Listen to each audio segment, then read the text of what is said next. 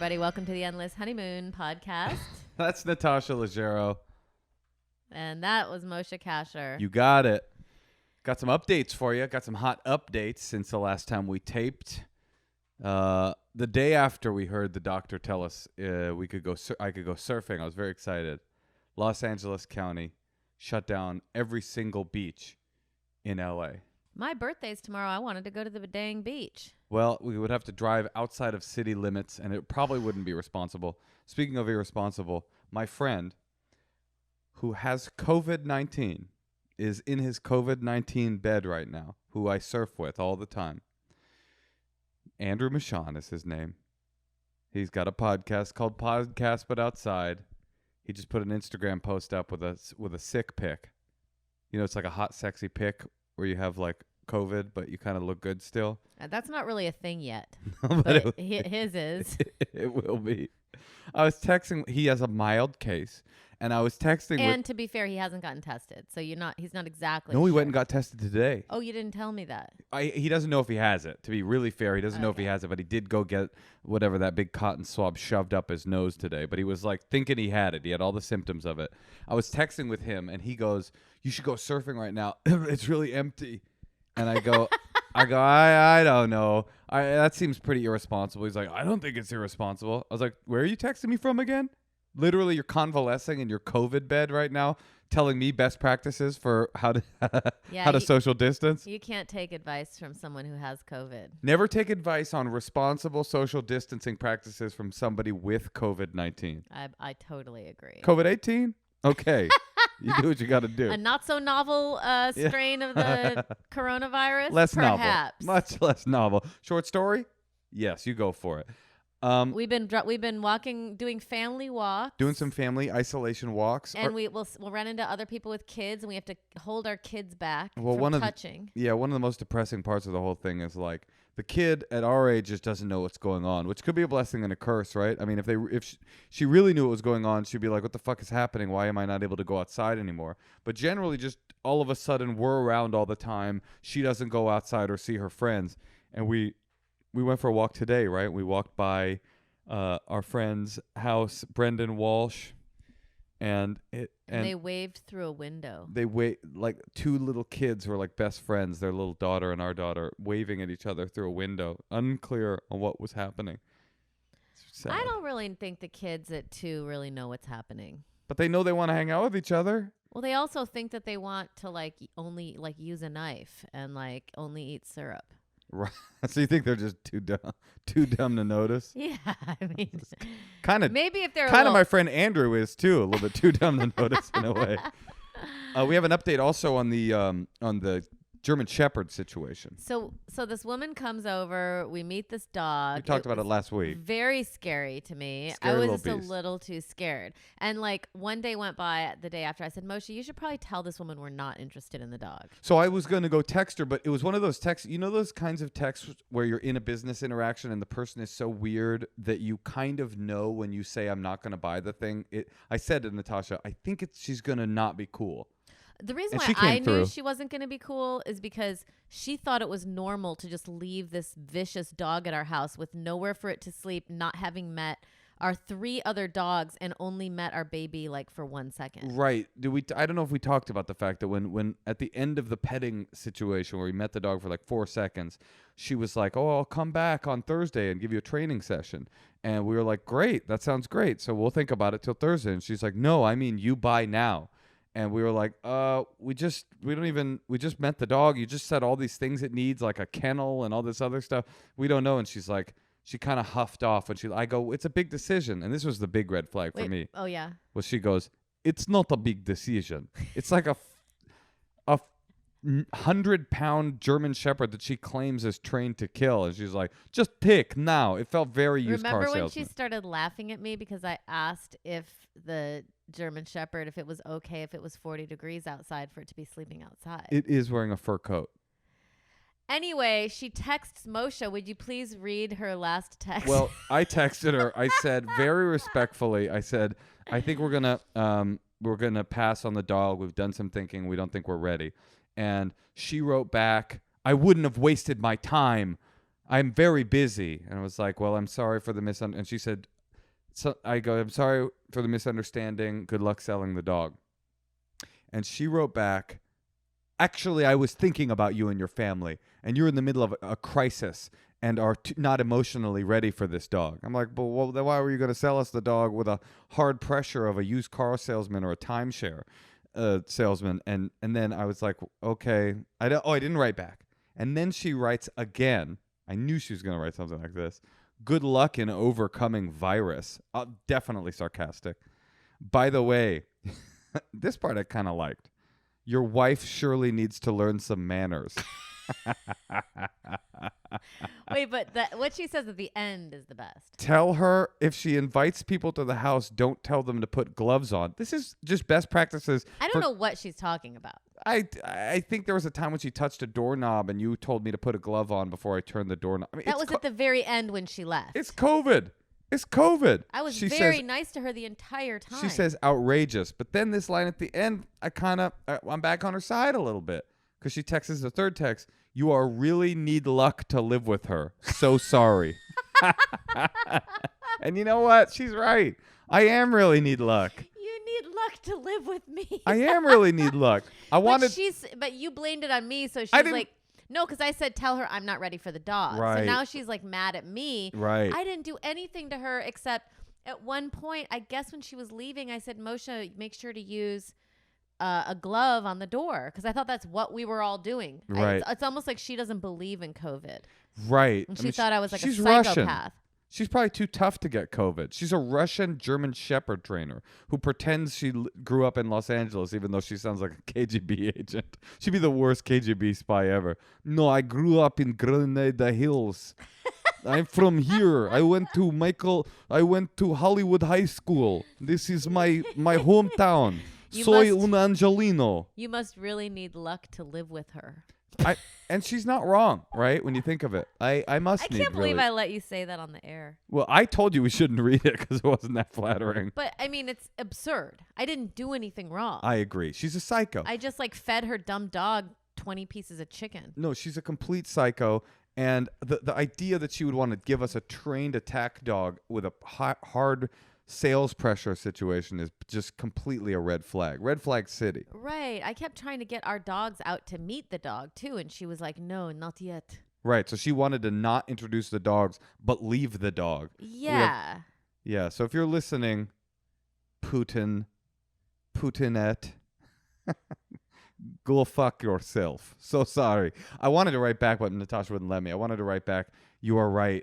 This is a prison. Do you know any women for me? She wouldn't let me write back.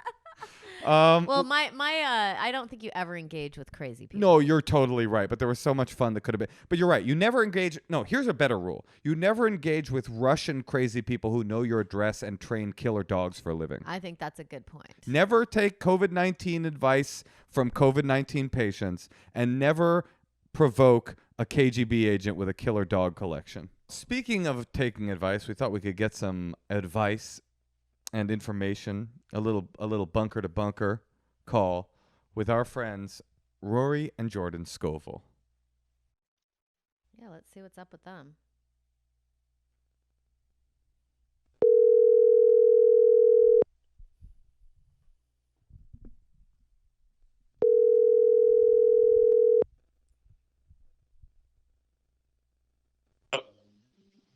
Rory? Yeah, can you hear me? Yeah, we can hear you pretty good. How are you? Jordan, are you there? I'm here. Jordan, you got to come over here. You can't do it from the backyard. How are you guys? We are so... Never been better. So good. Yeah, we you know... So fucking so good. I was doing some minor spray painting of our front gate today, and this couple walked by while I was out looking like a straight up crazy person, like spray painting my front gate, and they asked, "How you doing?" And I was like, "Good." And then I realized like no one is good at all. So I was like, kind of good, kind of, I'm not dead. I'm not sick, I guess is. Yeah, how people are now. We're a thing. Yeah, yeah. What is this? What do you call this? I don't know. I don't know. Rory, I've gotten some of my most intense social distancing schooling from your Instagram and Twitter pages. Oh, I tell you what, I pay for it. I pay for that. Oh, with what? Unfollows? Not so much unfollows, and honestly, it's not even that much. But there's so many people that they're like, you're spreading panic and like shut the fuck up. And a lot of them I just delete, but some of them I'm like, you honestly read what I'm posting, and your interpretation of it isn't, oh, this, even if this guy's wrong, his heart is clearly in the right place. Like, no part of you thinks that at all. Also, like, when is it time to panic? It's like the world is closed down. Yeah, right? It's like, Yeah. if there was a time to panic, it seems like it would probably be around now.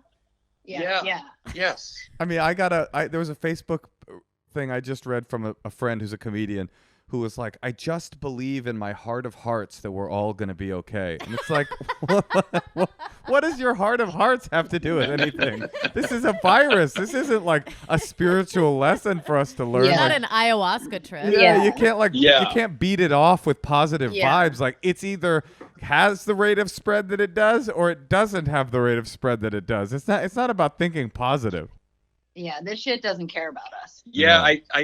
I think someone putting that on Facebook, that's only applicable to like the local news telling you to expect a bad thunderstorm tonight. Yeah, it's more like expect a bad thunderstorm that will maybe kill your grandparents. Yes. Yeah. So Yes. you guys are keeping it really tight. Like, I have a lot of friends who say they're social distancing, and then you like ask them 2 more questions, and they're like, "Yeah, but I'm working out with my trainer every day, and my assistant comes to the house every day, and I'm having sex with 2 different girls, but you know they're not having sex with anybody else." Yeah, I shut down Tinder. I'm only doing Bumble now. What do you think of that? Like, you're just like very passionate? Like, I guess I want to know, like, also, Rory, what inspires you to be so active? Like, you just believe this is what we should be doing. Yeah, I don't know. I think I do get enough people that message me that do work in hospitals and healthcare, and some of them tell me to not post some of the stuff they're sending me, and they just kind of tell me what their schedule's been like or stuff that they've seen. And I don't know. I do sometimes post political rants and stuff because I just get pissed off, and I don't really care if anybody wants to leave a negative comment or start something. But I think with this, I was like, well, I have 50,000, something like 50,000 followers, somewhere in there. And I was just like, oh, that's a lot of people that if they see this, if a good number of those people see this and they also heed this, then maybe they spread it to however many people. Because I don't know. I think after listening to Joe Rogan's podcast with the CDC guy, I was fully on board to be like, oh, I believe every word this dude's saying. And I think we got to like buckle in, and we got to run a tight ship. That's what we got to do. We got to get Donald Trump to listen to the Joe Rogan Experience. Totally. I know. Let's tweet it at him. I know. I'm sure somebody's tweeting it at him. Jordan, are you as gung-ho and as taken by the social distancing messaging as Rory, or is he leading the charge in your couple, in your family? Rory is, I think, I would say, more leading the charge in terms of the cleaning of things that's coming inside, but we're both heeding the social distancing. Like, for example, we'll go for a walk in our neighborhood, and friends of ours live down the street, and they stand on their porch and we stand on the sidewalk, like a lot more than 6 feet apart. And when we're walking in the neighborhood, we're, walking in the street and avoiding other people. And like, we're both doing that, but Rory's a little more stringent about, and I guess smarter, and he remembers it's like changing new habits, right? It's creating new habits to remember to clean off all of your stuff before you bring it inside. And so it's kind of it's a little disjointing, like, because it's just not normal. It doesn't feel normal. And do you think we're going to have to live like this for a while? I mean, I do. I think at least the next couple months, I think. And I think it's potentially forming good habits for us that we should maybe not, wiping everything down with bleach before it comes into our house. But I think that keep pissing on your cell phone before you're bringing it inside, right? That's yeah, what you guys precisely, are doing. Yes. precisely. You guys Well, know that urine and diarrhea are both sterile. So if you can diarrhea on your cell phone or pee on it, you're totally good. Yeah, Yes. exactly. It's not just for jellyfish stings, people. Right. Use Diarrhea that on your urine. phone. Yeah. Do you think we're done with handshakes forever, or maybe for a generation? Here's what I think. I think things are gonna be kind of as they are right now until there is an adequate amount of testing to see who has what and who doesn't in order to start I feel like right now we're everywhere is so swamped because there's no way to know in advance what we're dealing with. And I think once there's enough testing, we can start to maybe get on top of it. But I think realistically, there's not going to be a vaccine that's globally accessible for, I mean, I read something that said the fall of 2021. And I mean, I don't know anything, but all I've ever read is that creating a vaccine takes so much testing and time to make sure that it doesn't cause other problems. Right. They say curing the one. They say you can't rush a vaccine because they have to wait 14 months to make sure that it doesn't kill the person that took it. Yeah. And so that because that would be a real nice irony, wouldn't it, if we all took a vaccine that killed 100% of human beings? It would almost be the cherry on top of the reality we currently live in. But I don't even understand how any of this is going to be possible. Like, people are going to run out of money in like 1 month. Yeah. Right? I mean, yeah, it's it bad. Doesn't make any sense. I mean, I get that we have to do this, but at the same time, I'm like, it just looks bad at every level. Yeah, it ain't good. I think this stimulus relief bill is going to help a lot for a certain amount of time for hopefully a lot of people. But yeah, I think realistically we will have, if this goes on for a very long period of time, I think we're going to have to conclude that money isn't actually a natural resource that makes any sense for survival anyways. That the system that we're in, it isn't that it can't be broken. It can be broken. We just have to adjust to the fact that we have to go back to how things were at some point in time where people just contributed what their skill set was. Yeah, and we may have to do that to rebuild. Bartering. I mean, bartering, and also just being like, look at how many people right now are like, hey, I know how to make bread. And if someone's like, well, I know how to harvest flour, as long as everyone is like, well, if I contribute something, am I taken care of? I think, I mean, I don't know what that reality looks like, but to me, that seems like a more peaceful, it seems like a more peaceful reality. Well, so what happens to stand-up comedians in this new the Burning Man that you guys are creating in a future society? What do? We have nothing to contribute. You guys have to provide. Can I tell you honestly where my head is at right now? And it's so stupid, but we watch one episode of the Great British Baking Show with Elliot every day. And Elliot's your child. Yes. Yes, she loves it. 4-year-old. She loves it. We love it. And I was like, if it gets to a point where people do have access to food, like we figure out the food system and people just have to stay in their homes, we should try to just get really good at baking, and on the back end we'll move to British Columbia and we'll open a bakery. Wait. And that will just be our new lives. Wait, but wait, there's so many problems with this plan. First of all, why British Columbia? Are they more likely to go to the barter system? They're just as developed in capitalism as we are. Well, my reason for saying British Columbia is because it's so beautiful, but also because I'm like, you know what? I don't know what this country is turning into if Trump was reelected, I think I'd have to just move to a small town in Canada where everyone's filled with compassion and cares about each other. And all they want is a stand-up comedian who's been baking for 4 months. I mean, if someone's like, he's got a bakery during the day, they have amazing pastries, and then at night he runs an open mic. Yeah. No, they're gonna come in, they're gonna take a bite of your morning bun and go, I heard he was actually really talented at comedy. The mayor of the town comes and is like, we all spoke. We'd like you to get back into comedy. Yeah. Get back on the road.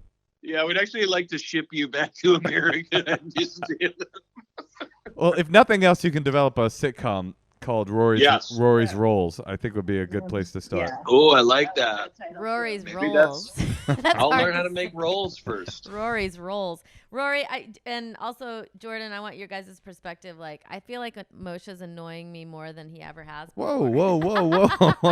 What happened there? No, I just feel like this is such a hard time when you're in a couple because it's like we don't really get any time away from each other. Like, do you guys have any tips? You seem like you have a pretty like healthy relationship. Or have you gotten into any juicy, fun, ridiculous fights? Yeah, fights. I mean, I think our fighting has probably been the same. Now it's just all about our way of life. I kind of have a little bit of a different perspective. I think that you guys tour together, so you guys are together on the road and you're home. Rory's out on the road more often than not, and I'm home by myself. So for me, the adjustment is like figuring out how to share our space, because normally I'm home by myself after Elliot goes to sleep and like I've got my space and there's nobody else and I can do whatever I want to do.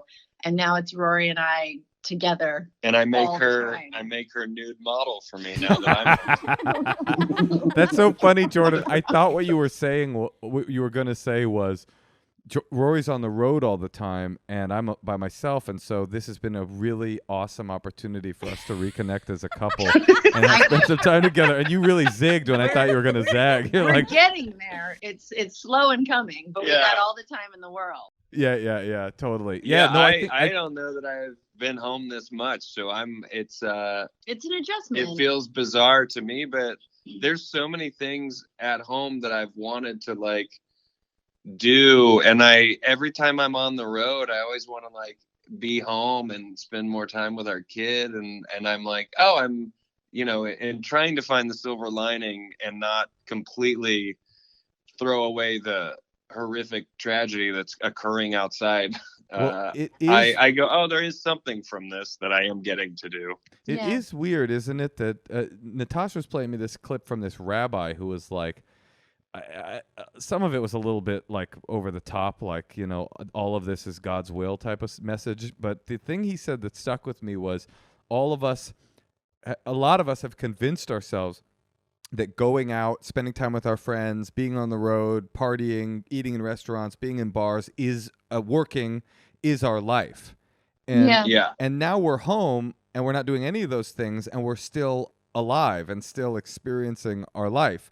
And so it's kind of like how the Buddhists think about the mind, that you think of your mind as that like anxious monologue that's constantly telling you, you're not good enough or do this or do that. But then you start meditating and you realize, there's a mind underneath my mind. And it's kind of like that, like with what life is like that. I thought that was a really profound idea. Like now that we've shut our lives down and we're still living our lives, like maybe we weren't noticing that we were kind of ignoring large parts of our life this whole time. Yeah. Well, I agree with that. I think that's a great statement. That's what takes me back to what we were saying earlier about the money system crashing, is that realize that anytime I go out on the road and I get paid, I'm always just like, I'm really fortunate. I have a job that is fun to do, and I get paid solely based on me just being who I already am, and there's something that's so fulfilling about that feels great. And I'm sure that's something all comics relate to, is like what a great thing to be paid for. But I'm always like, but what am I trying to do with this money? I'm making it just so I can stay alive, and it isn't a thing that actually keeps you alive. Right. Because now here we are. Rory, you're such a hippie. Yeah, you are such a hippie. I honestly, he is such a hippie. I want to be, but I don't know how to fully embrace it, and that's why I wanted to call you guys. You guys are my Delilah. When it comes to the market, I have been thinking a lot about lately about how at some point in human history we created money out of thin air, purely just somebody was like, actually this puka shell equals a bag of grains now, and then and then we kind of like we kind of lost control. We created the market, and then we kind of lost control of it, and then people like 2,000 years later were like, I can't pay my rent. It's like at one point it was like, what do you mean rent? We all built this hut together, and now it's gotten so out of control that we're like, you know what? We're actually willing to kill grandma for this thing. Like we have to. It's almost like we created a god and then lost control. It's literally the Terminator. Like we created this thing, we can't control it. We've lost control of it. Now we're trying to make a blood sacrifice to it to hope that it will. We can appease it and the rains will come again. You know what I always think about how really rich people, whether they're famous or not, but just really rich people, and like the lifestyle that you can live as a rich person. I always am like, in the event of end times, this worship of rich people or famous people, it would, and literally in the snap of your fingers, it would go away if suddenly you were like, oh, we have to fight off this pack of wolves, and you wouldn't look to your right and be like, where's Gal Gadot? Kim Kardashian. You would be like, do you have a weapon and do you know what to do? Because we're counting on you. But does that mean that we should start like learning how to use weapons? I think that day, I'm hoping that day never comes, but I couldn't tell you. I don't know. Well, you are a hippie after all. If you're telling everybody to arm themselves, it seems like you have become the hippie you've always wanted to be. That's what I told you. I'm torn. There's a, Natasha, did you have something? No. Oh, there's a passage I read in World War Z of all books. You know, the Max Brooks book. Yeah.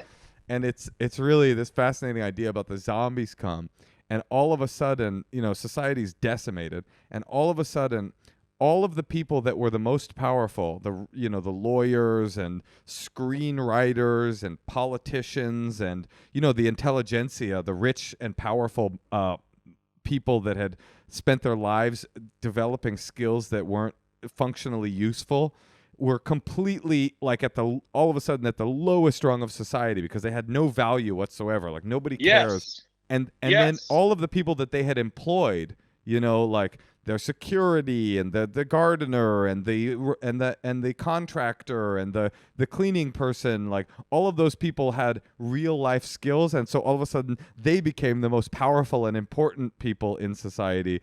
And it's like we're so close to that whole thing. You guys flipping. can't do anything. Me and Rory? What can you do? I can have sex and cook. Oh, you'll be a prostitute. Hey, that's a respectable career choice. You're right. I rear the child. What do you mean? You rear? I like your first thought. What do you mean? What am I gonna do? I just told you I'm gonna have a fucking bakery. Oh, he's gonna be a baker. He'll be a baker. Jordan, what will you do? What will you do in the apocalyptic future? What will your job be? What would be? I think that we could go along this baking route. So you and Rory are bakers. I think I could build something if I had to. I could help you build a house. So you and Rory are British Columbian bakers. Natasha I can keep house, watch the children, and entertain. Natasha is a woman of the night. Yeah. And I am Jewish, so I will be taken care of no matter what happens. We have a secret bunker where we all go at the end of days. Even in our small post-apocalyptic town, you still have the secret bunker. I just go to that rabbi that I watched the video of this week, and he'll take care of me. Yes, perfect. Well, thank you guys for talking with us. Yeah, Oh, this was great. Thank you. Thank you for reaching out from your bunker to our bunker. We love you guys. Love you too. Stay safe. Okay, bye-bye. Bye. I was going to say on that call, but I'll just tell you now, I was just kind of teasing you. You're not really annoying me that much. Oh. But what I was going to say is one thing I should have said to them, which has been helping us, is doing like exercise or meditation or yoga videos together or something. I did a YouTube work. YouTube is crazy, the resources on there. I came downstairs yesterday. I wanted to do a kickboxing workout. I did a kickboxing workout. Today, I'm a little sore from all the squats I did. I'm like, I'm going to do an abs workout. You and I did an abs workout together. And then you can do a 20-minute, a 30-minute, a 1 hour. Oh, and I forgot to say something too. He was talking about the medical professionals that reach out to him. I had a medical professional reach out to me on Instagram, and she was like, please don't say my name because I'm not authorized to speak for the hospital. And then I looked at her Instagram URL, and it was so like hilariously not her name. It was something like, Xbox 360 Lova 123 or whatever. So don't worry, you're good. But she was saying that it's important for us to get out the message that the hospitals are incredibly short of masks. They need all of those N95 masks that you hoarded. If you have a box of them, an extra box, you don't need them as much as the first responders that are in the hospitals right now, that are literally day after day coming into contact with people that 100% have COVID, like my friend Andrew Michon, the surfing legend of the COVID-19 community. If you have them, contact a local hospital and drop them off so that those people who are putting themselves in harm's way don't get sick. I think that people who hoard masks, like anyone who's like, I'm going to buy 500 masks for me and my family, they're not going to give them back. Right. You don't think there's any hope. I think celebrities are just hoarding masks. Well, there's other people than celebrity. If you've got them, give them. If you know anybody, spread the word. Maybe send give a tweet half about of them. Yeah, half of it. Send a tweet about it. Put an Instagram post about it. Be like Rory. Get the message out. And speaking of getting the message out, I thought maybe, I don't know if we should do it now. Yeah, let's do it now. I thought it maybe would be cool to, there's a comedian who actually does have COVID. I read a post that he put about what the experience was like. We call him? Yeah, I thought we'd call him tonight and talk to him about what it felt like, what happened to him, how scary it was, how scary it wasn't. Call him. He has, I believe, a pretty mild case. I don't know anyone who has it. What if all the cases are mild? Well, like let's my call friend him. Ari was. They are not all mild. People are literally dropping dead. No, I know, but I do think that like people who are on the young side right now are kind of torn between staying inside or rejoining society and just getting it. Right, but the problem with just going outside and getting it is not you getting it, it's you spreading it. I know. So let's see what it was like from a real person with real COVID-19. We are going to call, his name is Chuck Armstrong, and we're going to give him a call.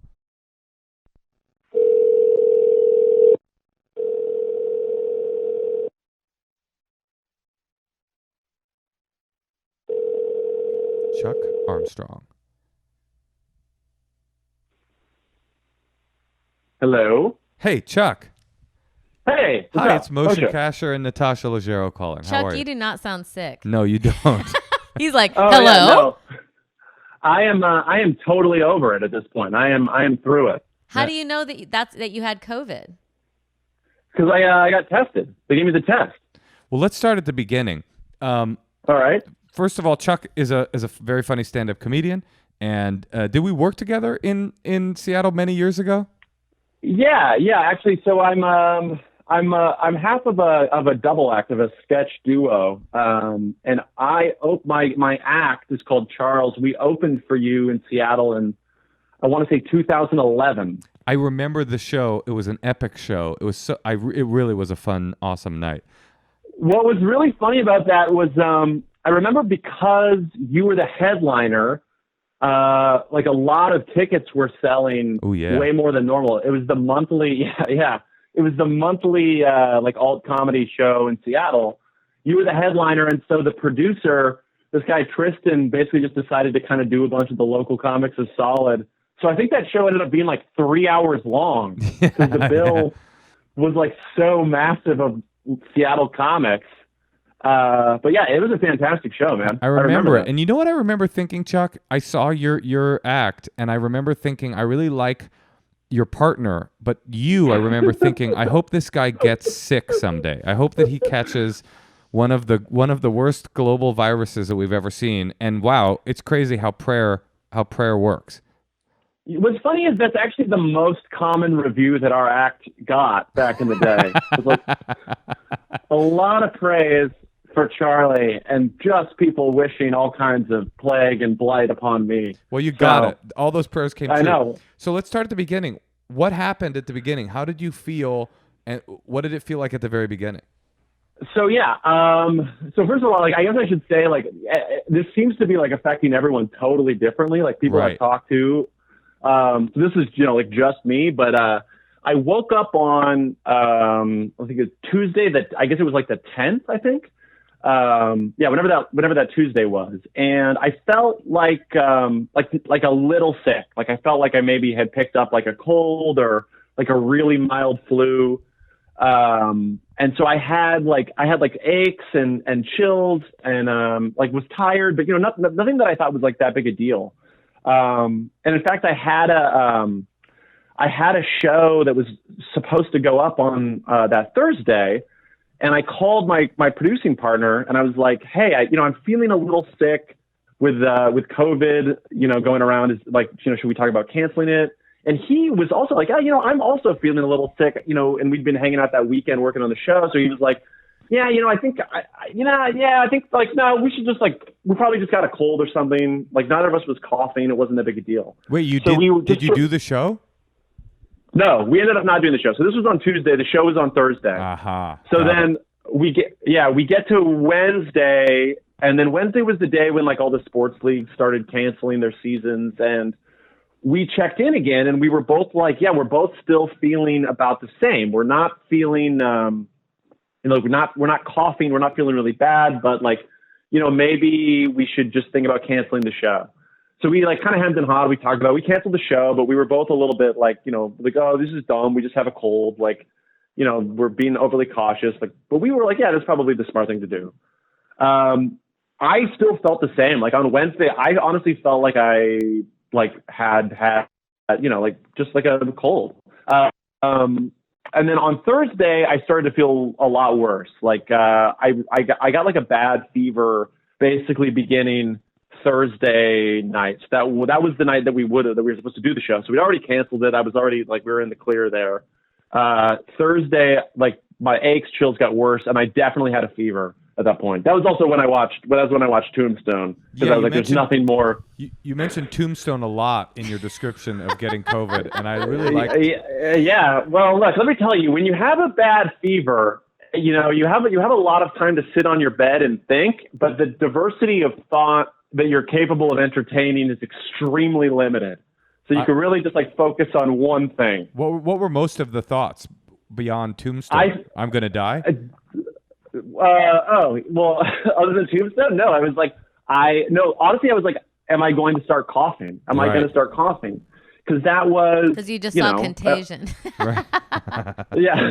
No, I hadn't watched Contagion. I was a little bit like, I don't know if I should watch this with everything that's going on. I don't know, definitely it's going to freak me out. Good choice to pick Tombstone and not Contagion. You would have had a much worse trip. Thank you very much. I mean, Val Kilmer does play a guy with tuberculosis in Tombstone. So, actually, this seems a little more similar to tuberculosis than it does to whatever was in... what was it called? I don't remember what the disease in Contagion was. Wait, Natasha, what's the name of the illness from Contagion? That's your question for Natasha? I don't remember. Yeah. I have to say, I'm like still waiting to see how this ends. Oh, well, okay. So I just want to know how Contagion or Tombstone? No. You're COVID. I just want to know how many days was in the shootout. They killed the villain in Tombstone. That's how it is. Sorry. Okay. So, all right. Sorry. I'll rush through this. So basically, Val Kilmer is a kind of he's an outlaw in a way. And yeah. But he's like conflicted, and he like befriends, he like, sorry. All right, I'll stop. Okay. So So I got like a lot worse over the weekend. My fever basically got up to 102, and I started coughing pretty bad on Saturday. Can I ask you about the cough? How did it feel different than a regular, like, I have a cough? Was there something unique about it? Yeah, well, so yes, basically, but it didn't feel like a new type of cough. I don't know if this makes sense. It sort of feels like, so when you have a bad cold and you're congested and you're coughing up a lot of phlegm, right? Yeah, like sure. It didn't feel like that. I had no like phlegm in my lungs. I wasn't coughing anything up. But usually, at least in my experience, when I've been sick like that, I, towards the end of the illness, will like just sort of cough like nothing up, just kind of like they say dry cough is a symptom. And I guess that's kind of the right description. So it was not a bad cough. I didn't feel like I was like hawking up a lung. I didn't feel like I was trying to cough anything up. It just sort of always felt like I kind of needed to like expel some air. And this was like for 2 days? Yeah, so that kind of kicked in, I want to say Friday, Saturday, so the fever started like really kind of noticeably started Thursday. And Friday, Chuck, Saturday. When you first coughed, did you freak out? Were you panicking when the cough began? A little bit, yeah. But I mean, like, but still, because it wasn't bad, right? Like the things that I had been reading had been like people getting pneumonia and people, like having a hard time breathing. And I didn't have any of that. Like it was just like kind of like an annoying cough, almost like you cough like when you like, drink a too big glass of water or something and you got to talk and you got to clear your throat. But it was like that intermittently, So I was like, I would cough like that every 20, 30 minutes, just a couple of coughs, just a couple of coughs. Sure. Knew exactly what I was expecting. And then, it was never so bad that I had problems breathing. It was never so bad that I, was concerned about whether or not I'd be able to, fall asleep, that the cough would keep me up. Like the thing that was most concerning to me was that my fever got up to 102. And I couldn't remember the last time I'd had a fever that bad. Right. Like I don't think since I'd been a kid had I had a fever of 102. And what did that feel like? Were you delusional? Were you feeling like? I had like some pretty like weird fever dreams. Like I couldn't remember any specifics, but like I was like, like very clearly like, I like not to be like, I was like sweating through the clothes that I was sleeping in. So I would like put a change of clothes out and I was like having like vivid fever dreams and interestingly, the fever always got worse at night. So like I would wake up from like a night of sleep and be like, oh, I'm getting better. I'm fine. And then at night, like around 10 o'clock, I would feel awful, like just horrible. And the only thing I could like do was crawl into bed and try to fall asleep. Were you taking Tylenol? What were you taking? Oh yeah. So, I started taking Advil PM when the fever first came on. And then I was reading about it online. And, so this is, I should say also, like in the interest of responsibility, this is just anecdotal, but, I think like the French health ministry, whatever the French equivalent is of the CDC, I don't know what the proper name is. And I'm sure it's not in English. It's probably in French. So whatever I said would be wrong. It's l'Institut del Tombstone, I believe. Yeah, exactly. Yeah, that's exactly right. It's wow, how serendipitous that they named it after that film. Yeah, it's because of the tuberculosis. So they had put out a statement saying there were some concerns that ibuprofen exacerbated the symptoms, and I read some of the like. I think it was like there was like a paper in like science. There was a scientific paper that I don't remember where I found that was about that topic that was describing how like the receptor. I don't know the science, unfortunately. Like I can't be specific here, and whatever I said would probably just mislead people anyway. But like there like the science seemed to make sense from what I read. It was like, oh yeah, because ibuprofen affects your cells this way, and the virus does the same way. Like they might like make the situation worse. So I switched to Tylenol when I was going to bed. So I was taking Tylenol PM at night before I would go to sleep. And that did seem to really help. The Advil didn't seem to help, but I also didn't notice it making it worse. So I don't want to like lead people astray. And I've since followed up, and like a couple other health ministries have said like, no, there's no evidence that this is true. I don't know why the French said this. So I don't know if that's the case, but in my experience, Advil didn't seem to help, but Tylenol did. Well, regardless of whether Advil's bad for you, everybody does seem to kind of agree that if you're having low-grade symptoms, Tylenol does seem to help people. So that's at least good. We're not medical professionals, but we are comedians, right. And comedians are modern-day philosophers. Comedy's like a church. Comedy clubs are like churches. Comedy sets are like preaching, and so in that way, we're leaders of the community. So that's Chuck, an incredibly hot take. Thanks, wow. man. Well, that's what comedians do. We kind of we're the thinkers, we're the philosophers, we're the kind of the neo-journalists. So, Natasha, did you want to cut me off and say something? I'm still want to know. So from March 10th, when was it over? Yeah, what happened? Was it a 10-day situation? Like you seem in very high spirits right now. Oh yeah, I feel fantastic right now. The whole thing end to end basically took 12 days. So the fever broke surprisingly, like almost immediately when I woke up on Sunday. Like I went to bed Saturday with a really bad fever, woke up Sunday. I should also say I was sleeping like 12 hours a night. Like my body was beat. So I would go to bed at midnight and wake up at like noon or 1. Any masturbation at all, or were you too sick for that? I was too sick, man. Yeah. Like, let me tell you, I was so sick. That's how you know that it's bad news. Yeah. Yeah. So no masturbation this whole time. Not even a tombstone. Jesus. Yeah. No. Well, no. I mean, no. I mean, even despite that accent, which is incredible. That's pretty intense. So Sunday the fever breaks. So Sunday the fever breaks. I wake up and I'm feeling more or less fine. I'm still coughing though, and I call my doctor's office, and my doctor was like. The receptionist said, we don't want anybody to come in, but the office has set up like a video conference. So I do a video conference appointment with my doctor, and I tell him all the symptoms. Masturbation during that either. Well, I mean, a little bit. I mean, like, I was sitting at my desk, so and it's he a couldn't webcam. really. It's kind of a hot webcam situation, kind of role play. Sure. Yeah. My doctor definitely moonlights as a cam girl. I don't cam doc. Yeah, I don't know. Cam doc. We all know about cam it. doc. Which is a role-playing situation, so it's a good way for doctors to make more money. So what did he ask you? He asked me for my symptoms. It was a guy. It is a guy, a male doctor. Oh, he died of COVID that he caught on the webcam. Yeah. He was like, describe the COVID to me, and I had to make it really sexy, so it was difficult to do that. He died of horniness. He ran down the symptoms. Yeah. He went down to symptoms, and basically I told him, everything that was going on. And he said, he was like, okay, there's a good chance you might have it. You should get tested if you can. But we don't have tests here at our office. He said, so there's a couple hospitals in New York. One of them was Bellevue Hospital, interestingly, which I've only known as a mental hospital, but he said they've got a ton of tests. He said, otherwise, I live in Brooklyn. And so he was like, if you're in Brooklyn, maybe try an urgent care.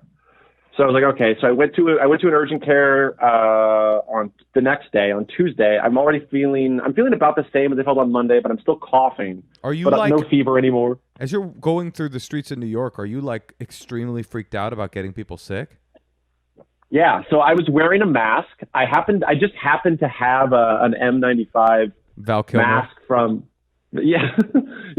I happen to have a Val Kilmer, one of those plastic Halloween masks. Sure. That'll do it. Just I've got a few, and so I was like, this will work. This will filter out the COVID. So you have a mask on. Are you avoiding people? I was then. I mean, I'm still isolating. I'll get there. Yeah. I'll get to the end of the story. Oh, sure. So so at the time, So I had a mask. So I was wearing the mask, and I had a couple bottles of hand sanitizer. So I was like sanitizing my hands pretty much like after doing anything. I would open my front door. I would sanitize my hands before and after. Like anytime I opened the door to like the urgent care, the doctor's office, whatever I was doing. And also I will say of course, like the urgent cares had hand sanitizer stations up 3 or 4 places inside the reception area. So I go to an urgent care, and they're like, we don't have any tests. The only place that has them in Brooklyn is CityMD, which I don't know if your listeners are familiar. CityMD is kind of like a walk-in clinic throughout New York. It's a little like an urgent care, but I think a little bit less hospital adjacent. So I had never been to one, but it was cool. It was like very well run. You check in at like a little electronic kiosk, and they had, massive hand sanitizer stations next to all of those. I go in to talk to the doctor there, and they tell me they're like, okay, we do have tests, but I'm in my 30s. They're like, you are not at risk. You don't have any prior health conditions. You don't have any lung conditions. So we are going to test you for the flu first. So I had to have a flu test, which was like a nasal swab. And they're like, it'll take 30 minutes for this. So I had to just like hang out in this doctor's office for 30 minutes. The test came back negative. And then they were like, okay, yeah, we're going to test you for COVID now. It's going to be the same thing. But also because I'm low risk, low priority, they said they're not going to be able to get the results back for 4 or 5 days for me. They're not going to rush it through. So they said, act like you have it. Go back into social isolation, social distancing, whatever, as much as you can. Act like you have it. So I said, okay, I went home. Did you start like coughing more just to really get into character?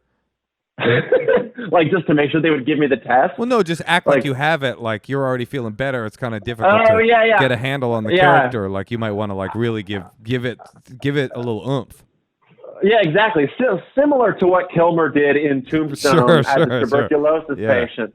Right, where he really kind of cultivated the cough. Right, because it's unlikely that Kilmer actually had tuberculosis during that role.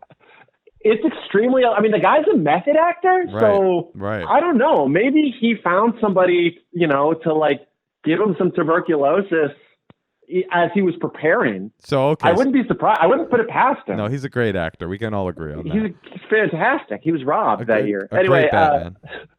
Yeah, one of the best. Top 5, easily. Top 5 Batman. So you go home. You're freaking out. You're acting like you got it. Yeah. Well, I will say at this point though, I feel so much better than I did on Friday, Saturday. Right. So like Friday, Saturday, I was very freaked out. I was sick. I had 102-degree fever. I'm like, am I going to have difficulty breathing? Kind of like what Natasha was asking about earlier. Like I was just like sort of cognizant of like, am I going to start coughing and will it get bad when I do? But at this point, I'm now feeling fine. And the cough is still, it's not a bad cough. So I don't have a hard time breathing. I'm just sort of like, it's like a light cough, but it persists basically like all of last week. I get a call, I think Friday or Saturday, and they tell me, they're like, oh, you tested positive for coronavirus. And I'm like, what does that mean? And they're basically like, okay, well, you had it and you still have it. And you are like, you should remain isolated from, your family if possible until 72 hours after symptoms clear up. Joke's on them. I live alone. So I like that wasn't really a concern. I like that they assumed it. They looked at you and they go, so stay away from your mom and dad, who you definitely live with. They're like, they take one look at me and they're like, look, you're going to have to stay, your mom, your dad, in the tiny apartment you all live in. Stay away from all 9 of your roommates. That's going to be very important. When you go back to your Bushwick apartment, with 500 other comedians. No vaping.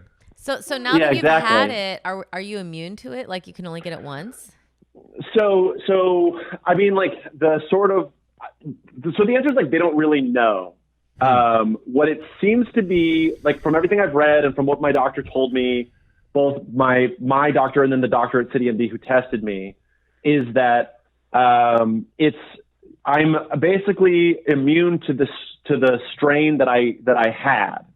So they're like, you're fine for that. And, probably like most likely that would be the version of it that I would be exposed to again in the next, 6 months or whatever. But they did say they're very worried about mutation, and they don't know how much the thing is mutating and the extent to which it's mutating, whether you can get infected again. So they kind of told me, they're like, look, probably you're fine, but we can't say that with certainty. Like we don't really know. It's too early to know. So they, said, please, continue to use an abundance of caution. Please continue to distance yourself as much as you can, as much as is feasible. By the way, Chuck, can we just take a moment to acknowledge what an amazing time this has all been for the phrase abundance of caution?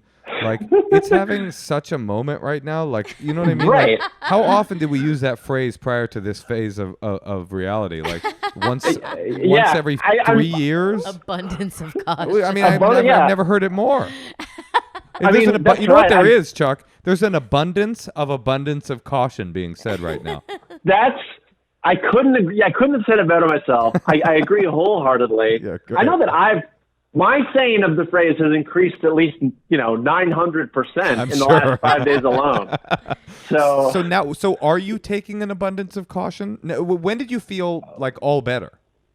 I felt all better basically on this past I'll say this past Saturday, Sunday. I was Sunday, I think, was probably the first day that I really felt like myself, truly like myself.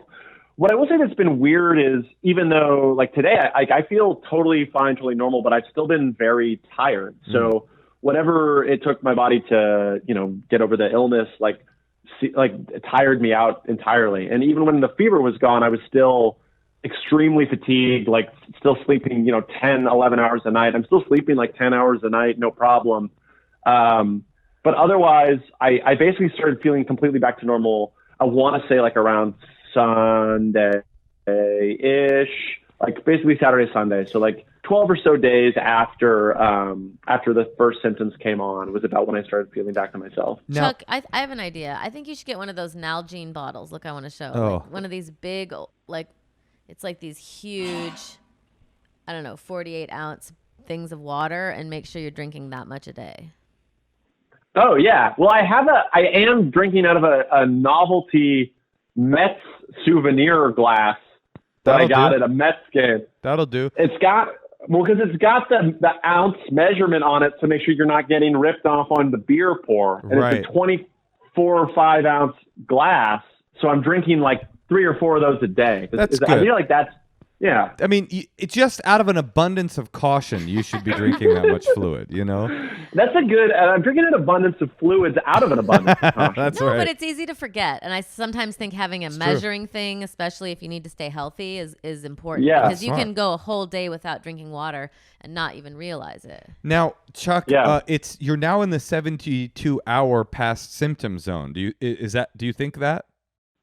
Yeah, yes, I am. So what are you doing? Are you back in the world? Are you walking around skipping through Times Square going, I had it, I don't have it no more, who wants a hug? Yeah, it's cool.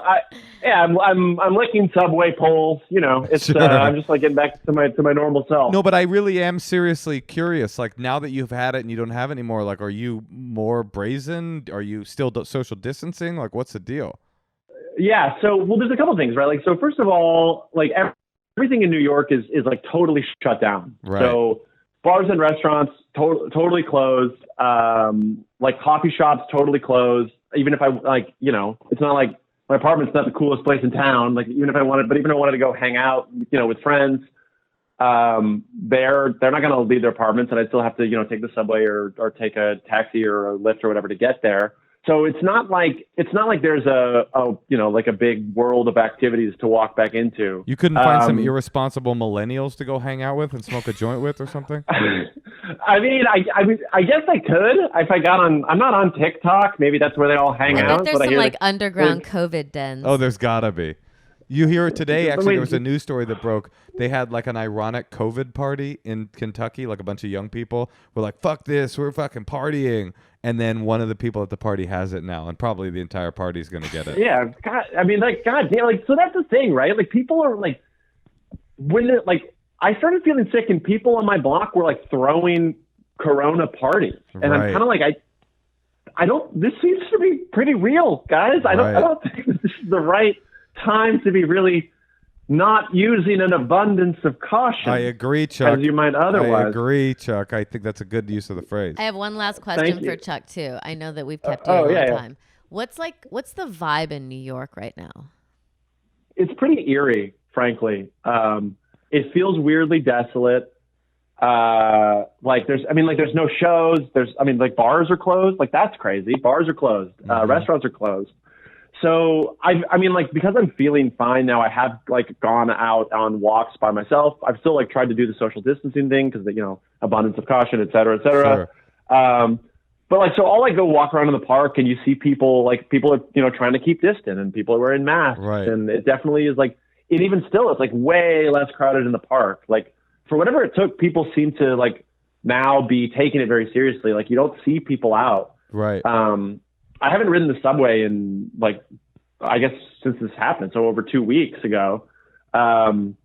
And yeah, I don't know. You don't see people coming up out of the subway. You don't see, it seems weird. It seems very sort of eerie and desolate. I think it's like, go ahead. I was going to say, it's like, if you've ever been in New York City on Thanksgiving Day, it kind of feels like that. Every day. It's similar here in Los Angeles. Yeah. I think you should get a T-shirt printed that said, I had COVID, I'm immune now, and then ladies, ? Ladies? Yeah, something like that. Is ladies on the back, or is it all on the front? Oh, I kind of like the back. That's kind of fun. And then here's the cool thing. Once you're done using it, for your personal life, when New York gets up and running again, you could probably sell it to a bunch of those gift shops in Times Square. Oh, yeah. That's a really good idea.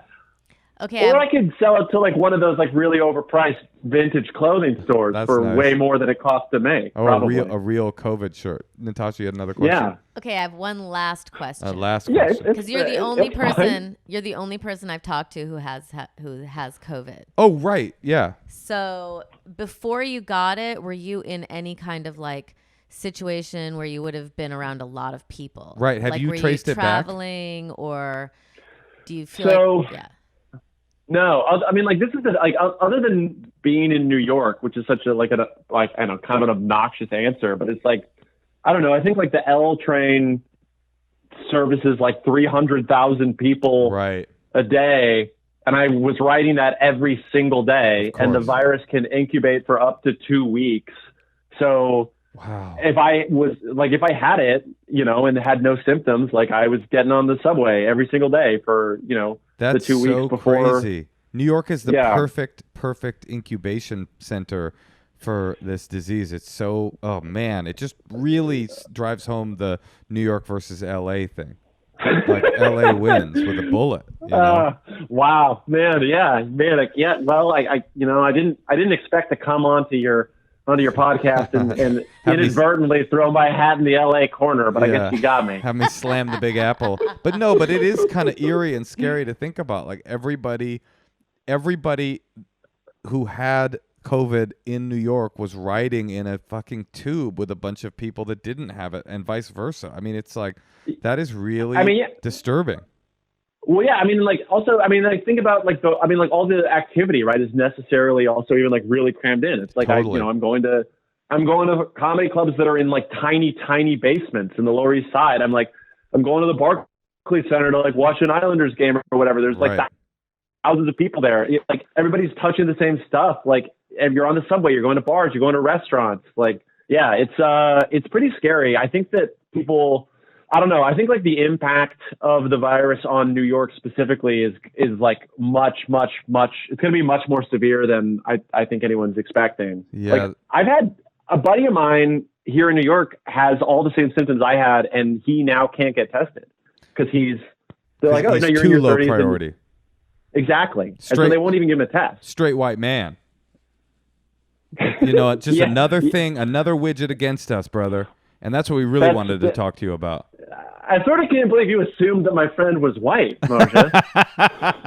That's true. I live in New York. I don't know what it's like in LA, but no, it's amazing. We only stick with our own race, friendship wise. It's really awesome. Again, another thing that's really positive about LA versus New York. Chuck, you're so cool to sit on the phone with us and let us like ask you so many questions. Yeah, thank you so much. I really I'm happy that you're well. I think it's important also to say that what you had sounds like a typical version of the incredibly mild version of this. And sorry, go ahead. No, please. Oh, I was gonna say, yeah, because I mean, like, the thing is that it just seems to affect people totally differently. Like anything you read, like, I got incredibly lucky that I didn't have any trouble breathing, that I didn't have any pneumonia, like any of those things that can happen to, like, and that are happening to a lot of people. Right, because my experience was that I read your update on Facebook, I was like, oh, this is like. It really kind of brought my anxiety level down, to be honest, because I'm like, I'm young and I'm healthy and, and then I read somebody else's description of his symptoms, and he's also young and healthy. He's more my age than he is yours. He was 42. I'm closer to that than I am. Well, I don't know how old you are. You said you're in your 30s.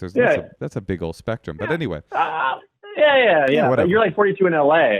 So no, like I'm 40. Right? I'm 40 in LA, but I look 39 in LA, and that's because of they say white don't crack. Right. Yeah, they do say that in LA. That's a classic saying. That an abundance of melanin. A dearth of melanin, a lack of melanin. Don't crack. At any rate.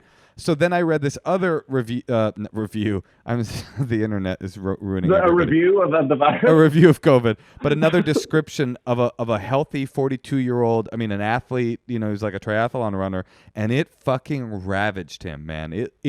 Yeah. He had exactly what you described, but then it got worse and it got worse, and the fever got worse. He had to put himself in like cold baths, and he was taking rescue inhalers, and then he said it felt like he was right next door to death. And so so to the listeners, if you're listening, like this isn't Chuck's story is not necessarily a don't worry about it. It's just it's a look at what this feels like from somebody that didn't get absolutely through the ringer on it. I'm so glad you're healthy now, Chuck. Yeah, and so am I, frankly. Amen. Honestly, One last question before we let you go.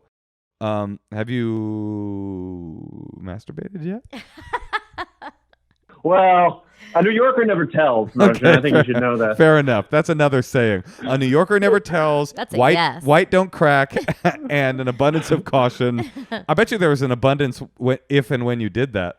Gotta be after that build-up, after a COVID build-up. Come on. A New Yorker never tells, Moshe. I don't know if you can say it with more of a Brooklyn accent if it drives the point home. A New Yorker never tells. A New Yorker never tells, Moshe. Well, Chuck, thank you. You told a lot, and it was incredibly fun to talk to you and enlightening too. And we're so happy that you're feeling better. Yeah, thank you. Yes, thank you so much. Thanks for having me on, guys. And we'll link you on all the socials and stuff to our people, but appreciate your time. Thank you, Chuck. Yeah, thank you very much. Have a good night. You too. Bye-bye. Okay, well, this is the Endless Honeymoon podcast, regardless if it's the bonus episode or not. So what would we be if not a podcast that does some relationship advice? Should we do one call? Okay, let's do one. All right, let's do one call. We're going to call Charla in Dallas.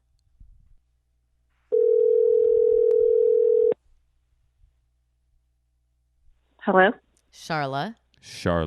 Hey. It's Natasha and Moshe. What's going on, guys? We're just in our COVID den, and there's a faint smell of bleach around us all. And yes. Yeah, we're kind of trying to stay positive. Yes, it's a very weird time happening. What's going on with you? Okay, so I'll give a little bit of a story first. So I've been in my house since like last Tuesday when my job sent me home, trying to work from home, becoming a teacher to a 7-year-old at the same time. My husband's still working. He's considered essential staff at the hospital. So we're not really totally isolated because he's obviously at the hospital. So to add another layer, I'm 9 months pregnant and due next week. And I'm scheduled to induce on Tuesday, hopefully doing all this before the hospitals get overrun and while they're still allowing the partner to even be there while you give birth.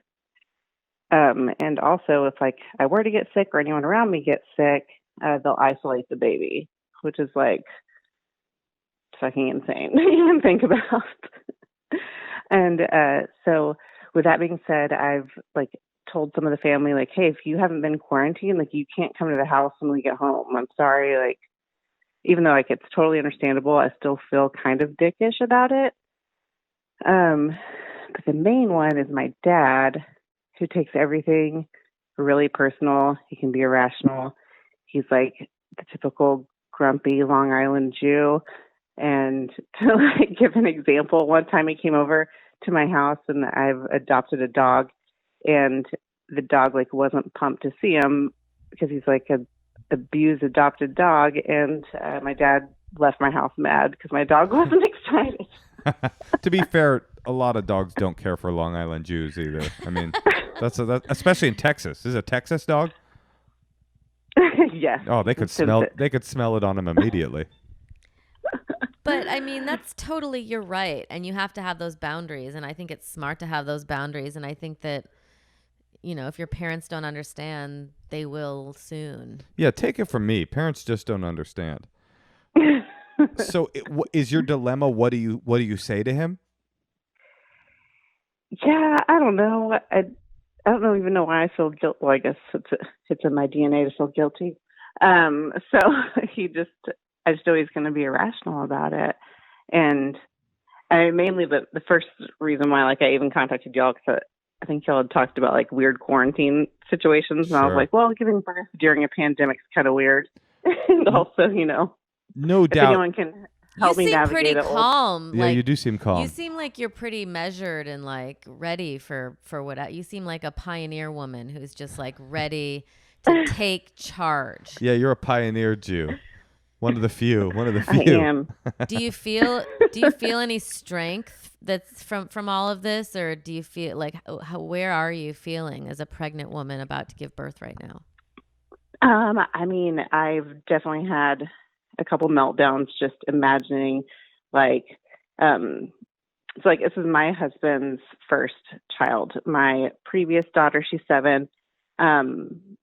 I was actually single when I gave birth to her, but I was good friends with her dad. And luckily, like, it's all as good as it possibly could have been, but it's still not the dream. You don't want to be a single person giving birth. And so wait, are you allowed to have a child out of wedlock in Texas? I know. This is a real question. No, I'm kidding. Yeah. So is he more freaked out than you are because he's not had a child before?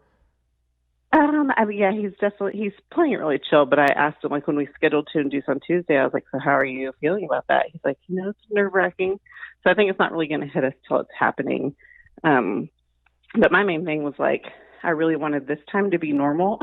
Sure, of course. Like, or like culture, well, it's not normal, but whatever.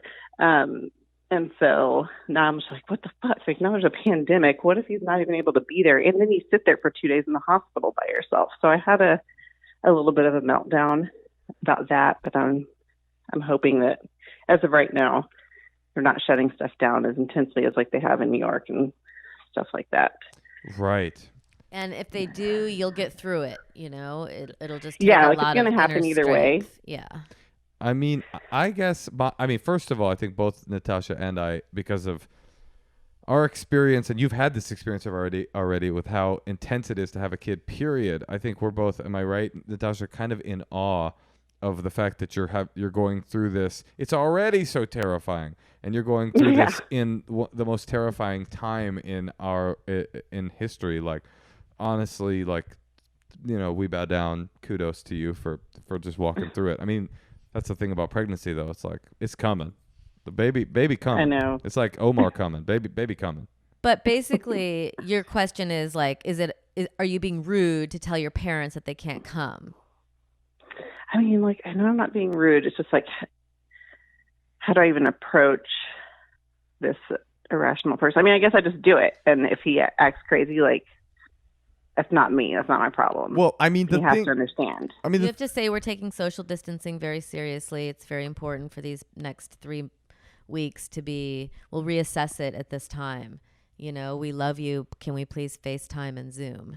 Yeah, like basically, as you know, because you've already had a kid, like your DNA, your spiritual DNA gets, reconstructed when it comes to having a kid, something so incredibly helpless that you are the person that's there to take care of it. So like, if you're worried about your like guilty Jewish DNA making you feel like guilt, I have a feeling once that baby comes, you're not even going to be tripping off of your irrational dad going like, what about me? What about the dog? First the dog, now this? It's like, you're just going to be like, sorry, Dad, no. It's like, the guilt I feel like will go away when the primacy of what you have to do with that little kid comes. But in terms of making your dad, because like probably he's being annoying and irrational because he's like scared and sad, right? I mean, that's the reality of it. And but also that whole boomer generation like doesn't want to be old. Right. They don't want to admit that they're old. And they don't want to like social distance that much. Right. They want to just say, I can do it. Everything's fine. I guess that's a fair point.